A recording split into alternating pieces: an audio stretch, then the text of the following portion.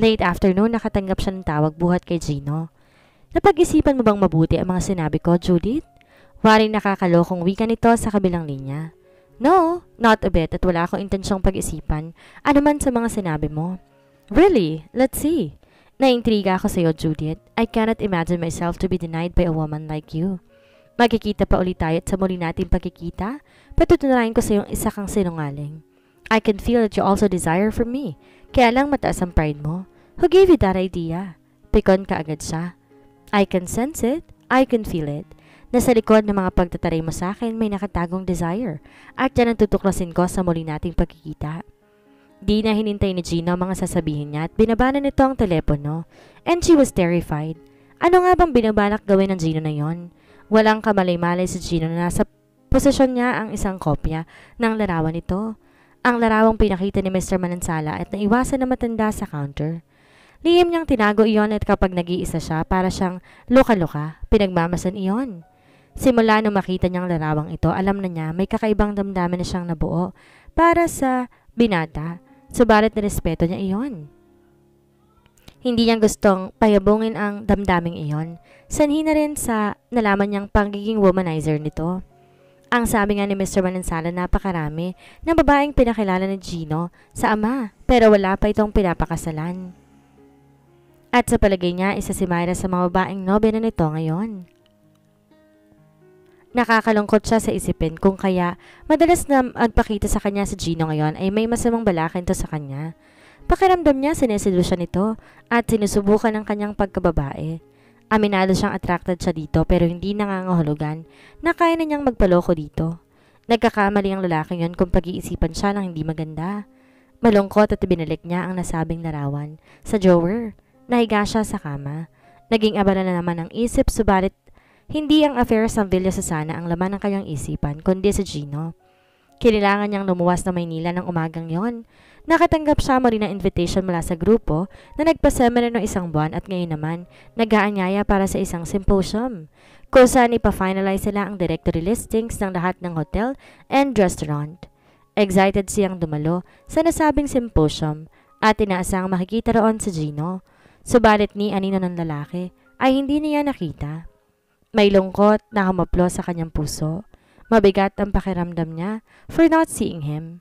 Tumagal ng symposium na hanggang alas 3 ng hapon at nagdudumali na naman siyang naghanda para makabalik ng Laguna. Kapag ganitong weekend, madalas ang pasok ng tao sa kanilang hotel kung kaya't ayaw niya mag-aksaya ng panahon. Sa ganap na alas 6 ng hapon, nakabalik siya sa Villa Susana. Kanino galing to? Tanong niya na makita ang isang box of imported chocolate na napapalamutian ng magandang ribbon at sa ibabaw may card na naka-address sa kanya. Padala po ni Mr. Manansala, sagot ni Leslie. Ha? Naririto siya? Yes ma'am, may mga kasama pa nga po mga business associates. May meeting sila at dito po ginanap. Magpapahinga na lang muna ako sandali, Leslie. Kapag ginanap ako ni sir, pagising mo ko. Yes ma'am. Bit-bit ang kahon ng tsokolate. Nagtuloy siya sa kanyang kwarto. Talagang hihiga mo na siya na matukso siyang basahin ang nakasulat sa card kasama ng chocolate box. At nashock siya sa nabasa. Ang akala kasi niya ay kay Mr. Manansala nang galing ang kahon ng tsokolate. Hindi niya naman expected na si Gino pala ang nagpapabigay. Inulit niya ang pagbasa sa nakasulat sa maliit na card. Dearest Judith, you are a sweet and innocent, beautiful woman, and I was about to discover that sweetness soon. Gino, lumakas ang tahip ng kanyang dibdib at di nagaw makapagpahinga. Huwag mo akong subukan, Gino. You will never win. Habang sinasabi niya sa isip, walang tigil sa pagkabog ang puso niya. Malalakas na katok ang gumulantang sa kanya. Sasaglit pa lang siyang napapaidlip kaya't namimigat ng ulong napatayo siya. Ang ina ang nabungaran niya. Bumaba ka nga muna sandali. Wala makapagpapaakit kay Gino sa kanyang kwarto. Mukhang nalasing ang pobre. Oh? Nasaan ang mga kasama niya? Gulat niyang tanong. Kanina pa nag-alis at siya'y sadyang nagpaiwan. Ang sabi ng mga waiter, nag-order ng brandy at nag-inom mag-isa. Ano naman pong gagawin ko, mama? Ipapabuhat nyo na lang po sa mga tauhan natin. Ikaw yata ang pinatatawag eh. Di ko alam kung bakit ikaw pang kailangan humarap sa kanya. Pero hindi magandang tingnan na may lasing na nakakala sa dining area. Kaya bumaba ka na. Nakasubsob na sa mesa si Gino at halos wala nang ang malay sa kalasingan. Gino, this is Judith. Kausap niya sa lalaki. Subalit, wari lalo itong nawala sa wisyo. Bumigay ng kamalayan nito sa tindi ng kalasingan. Pagtulungan ninyong iakit sa kanyang kwarto si Mr. Manansala. Utos niya sa mga waiter. Sumama siya hanggang kwarto nito at matapos may ayos sa higaan, iniwan nila itong mag-isa. Kalaliman ng gabi na alimpungatan si Gino. Mabigat ang pakiramdam ng binata at nakaramdam siya ng matinding ginaw. Tinangka niyang tumayo at hinaan ng aircon subalit nakaramdam siya ng panghihina. Tumawag siya sa intercom at kinausap ang receptionist. I need assistance here, please. Ilang sandali pa't isang lalaking service crew ang pumasok sa kwarto niya. Pakinaan mong aircon, please. Tumalima ang inutusan. Ano pong kailangan ninyo, sir? Tanong pa ng crew. Judith. Pinapatawag po kayo ni Mr. Manansala, ma'am. Mukha hong masama ang pakiramdam. Pinahinaan ho sa akin ng aircon at nagpabalot ho ng kumot. Pagbabalita ng crew sa dalaga. Humahangos na sumugod siya sa hotel room. Dinatnan niya itong nanginginig at nakapamaluktot sa tindi ng ginaw. Nilalagnat pala to Ani at binalingan ng crew. Kumuha ka ng 2 additional blanket, gamot sa lagnat, malamig na tubig at alcohol. Yes, ma'am. Gustuhin man niyang bihisan to, wala siya makitang damit na dala nito. Kung kaya inalas niya ang pagkatake ng suot nitong polo. Ano ba itong ginagawa ko? I am supposed to be the owner and the manager of this hotel pero ano't naging special servant ako ng lalaking to? Maya-maya nagmulat ng mata si Gino. Judith, uminom ka muna ng gamot sa lagnat. Utos niya rito. Nagpilit bumangon ng binata at inalayan niya ito hanggang makainom ng gamot. Matapos muling nahiga ang lalaki at sinumpong naman ito ng pangingki. Nataranta ito. Gino, ano ba nangyayari sa'yo? Giniginaw ako. Yakapin mo ako, please. Nginig na daing nito. At nang sa habag na nakikitang kalagayan ng binata, 2 kamay niyakap nito at dinikit ang kanyang katawan para makatulong sa ginaw na nararamdaman nito. Gino, are you alright? Patuloy sa panginig ang katawan ng binata at di niya inalis ang pagkakayakap sa lalaki. Yumupyup siya sa balikat ito at di sinasadya sa posisyong rin hindi na ang antok. Judith? Naalimpungatan siya sa marahang tinig ni Gino na narinig niya sa punong tenga niya. Nang idilat niya ang mga mata, napapitlag siya nang mamalayang pulgadan lang ang layo ng mukha niya sa mukha ng lalaki. Judith! Muling tawag ni Gino sa kanyang pangalan. Kumilos si Gino. Isa-isa inilis ang blanket na nakapatong sa katawan, saka siya kinabig pasubsob sa dibdib nito. Nawala ang antok niya sabalit niya magawang kumilos para kumawala sa pagkakayakap ng lalaki. Bumaba ang tingin sa kanyang nakabukang labi at sa isang kisap mata, naramdaman na lamang niya ang paglapat ng mga labi nito sa kanyang mga labi. Unang pagkakataon na sayaran ng halik ang isang lalaki ang labing iyon at bahagyang nanginig pa siya sa unang halik na naranasan. Halik na unti-unting tumitiim. May dulot na kiliti at sensasyon na hindi niya magawang i-ignore. Umepekto ng halik na iyon sa senses niya. Binalot ang buong katawan niya sa kakaibang init. Nabuhay ang isang kakaibang desire na hindi niya magawang ipaliwanag at bago pa niya namalayan, gumaganti na pala siya ng halik at yakap sa lalaki. Gumapang ang halik nito sa kanyang leeg pababa sa balikat. Nagsimula kumilos sa mga kamay ni Gino at isa-isa inalis ang kanyang saplot. Lalo na siyang nakalimot sa sarili ng maramdaman ang mga haplos ng lalaki sa kanyang kahubaran. Ang bihasang pamamaraan nito sa pag-ibig tunay na nabigay sa kanya ng hindi malirip na kaligayahan. Tuluyan na siyang napalaot sa damdaming umaalipin sa kanya ng mga sandaling iyon.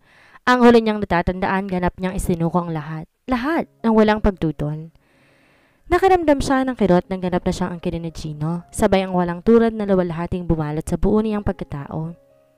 Sa kanyang tabi, himbing na himbing ang lalaking kanina lamang, mainit na umaangkin sa kanya. Anong kahibangan ang ginawa niya at pumayag siya sa kagustuhan na isang to, na wala pa yata sa sariling katinoan ng mga sandaling to? Matay na niyang tinignan ang nahimbing na si Gino. Baka itatwa pa nito na may nangyari sa kanilang dalawa. Nanlumo siya na makita ang bakas ng pagkawasak ng kanyang pagkababae. Ang bahid ng pula sa isa sa mga blanket na kanina lamang nakabalot sa katawan nito. Pinakiramdaman niya si Gino. Sadyang himbing na himbing at tumahagot pa sa antok.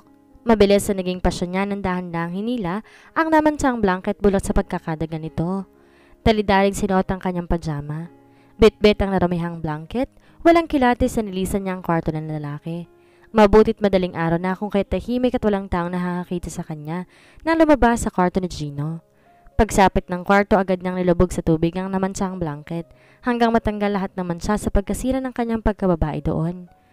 Walang tigil sa pag-agos ng luha habang iniisip ang kahibangang ginawa niya. Ano ba ang mukhang iyaharap niya kay Gino pagkatapos na naganap sa kanila? Namimigat pa rin ang ulo subalit nagpilit ng makabangon si Gino. Nagtaka ang binata na makitang bukas ang zipper ng pantalon. Di niya ugaling matulog ng ganto. Hindi na tumawag ng kanyang pansin ang brownish naman siya sa harapan ng kanyang suot na pangloob. Nagtaka rin kung bakit naging dalawang blanket niya. Inapuhap sa isip ang mga pangyayari. Nagkaroon sila ng meeting sa dining area. Matapos noon umalis ang mga kasama niya at nagpaiwan siya para makita sana si Judith. Pero wala pala ito at dumalo sa isang symposium. Malapit na mag-dinner noon at nag-order siya ng brandy. Wala naman ang tiyan niya dahil plano niya anyayahan si Judith sa dinner. Hindi siya sanay uminom pag gutom at yun ang nakasama sa kanya. Ang huling natatandaan niya, he's no longer in his normal self. Pero parang kasama ko si Judith sa kwartong tong kagabi. Balik isip niya, ngunit wala masyado matandaan. Pagkatayo niya, napansin niyang isang palanggana ng tubig sa side table kung saan may nakalubog na face towel. Wala rin siyang matandaan gumamit siya nito. Kumurot ang noon niya sa pag-iisip. Bukas ang zipper, may stain ng brief, at may isang palanggana ng tubig dito. Nadomble ang blanket ko, may ibang tao ba rito kagabi?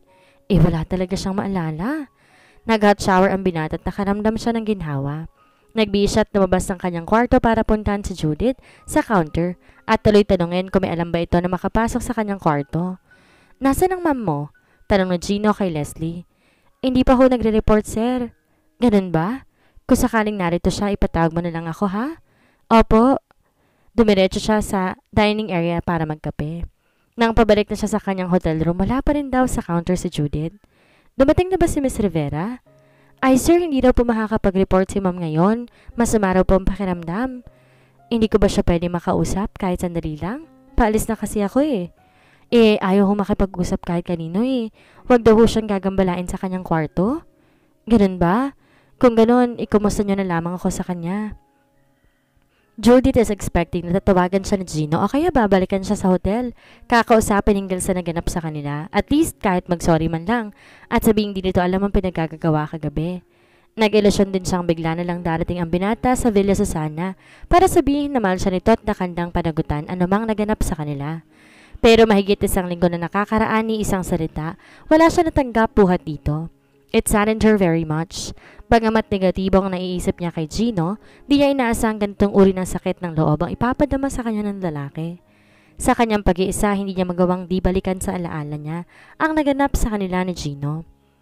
Gusto niya isipin ang lahat na nangyari dahil na rin sa damdaming nakapalob sa kanya ng mga oras na yon. Ipokrita siya kung di niya aaminin, tunay na nasiyahan din siya sa naging pagniniig nila ni Gino. Gino made her feel a real woman ng gabing iyon. Noong una, hindi niya matanggap kung anong klaseng damdamin bang umalipin sa kanya. Lagi siyang nararatal tuwing makikita sa Gino. Gayong dinidikta sa kanyang isipan na dapat siyang mainis at umiwas sa lalaki. Kabaliktaran ang nangyayari kapag nakikita niya ito. Ang nabuhay na desire sa hinang saglit na pagkalimot, isang malinaw na indikasyon na may damdamin siya para sa lalaki. Sabihin ng cheap siya pero pinananabikan niyang maganap na muli sa kanila ni Gino ang mainit na sandaling iyon. She longed to be in his arms again at madamang muli ang pag-ibig nito. She loved every minute of their lovemaking. All she knew is that overwhelming ang pag-ibig na nararamdaman niya ngayon para sa lalaki. Ang masakit lang sa kanya ay kung makakaasa ba siya na reciprocated din ang damdamin niya para kay Gino or isa lang siyang fling na maituturing sa buhay nito. Lihim niya iniiyakan ang katotohanan iyon at lagi na lang naman ito ng kanyang isipan. 1 linggo, 2 linggo, inabot ang 3 linggo ang paghihintay niya. She was still expecting na kahit papaano makapag-usap sa kanya ito hinggil sa mga naganap, but it seems wala talaga itong plano makipag-communicate pa sa kanya. Kung noon parang hinahabol-habol siya ng lalaki, pakiramdam niya ngayon bigla siyang binitawan ito. Lihim siyang umiiyak kapag nag-iisa. Walang kaalam-alam ang ina niya na hindi nabuo ang kanyang pagkababae. Isang katangian niya na pinagmamalaki ng ina sa mga kaibigan nito at mga kamag-anak. Subalit ngayon, sa sandaling kaligayahan pumayag siyang masira na Gino ang pinakaingat-ingatan niyang dangal. And she has no one to blame kundi ang kanyang sarili. May warning na siya kay Mr. Andres Manansala na ama ni Gino kung anong klaseng lalaki ang anak. Sa paglipas ng araw patuloy siyang umaasa na makakatanggap pa rin ng tawag buhat kay Gino pero nabigo siya. Isang araw hindi siya nakatiis, nagpasya siya na ibaba ang pride. Siya na ang kumausap dito.